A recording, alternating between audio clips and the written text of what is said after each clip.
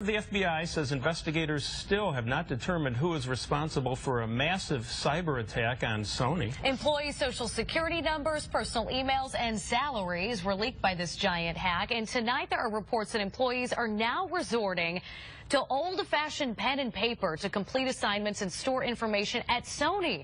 And that could be the new normal for quite some time for them. It's a reminder that our personal information, whether stored on our work or home computers, is vulnerable.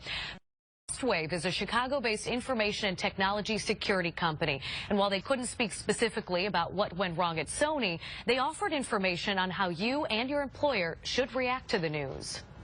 It's no longer a question of if you're going to get breached. It's really, when are you going to get breached? And a lot of businesses are not prepared for if a breach happens. So it happens, and all of a sudden all the in-house people are scrambling to figure out, oh, what should we do next? Who should we call?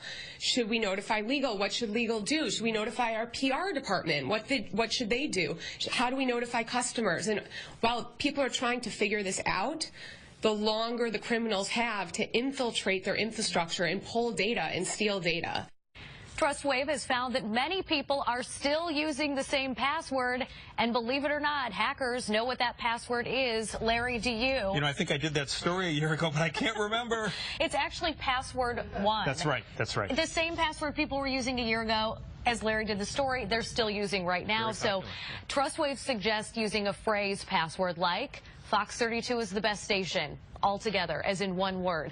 They also recommend businesses not store critical and non-critical data on the same network. If a criminal compromises one aspect of that network, they have access to the whole shebang.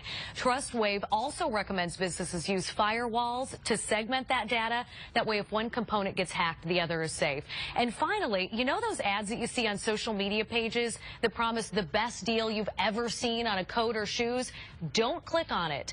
If it's too good to be true, it probably is, and it will infect your computer. And Larry, the same goes for those suspicious emails or even attachments that you get with those emails. Don't click on it. And I remember they also said don't use your dog's names, because these guys know what the most popular dogs' names are, and they crack the passwords Spike, very Rufus, easily. Fluffy, all out. Right. All right. Alrighty, thanks.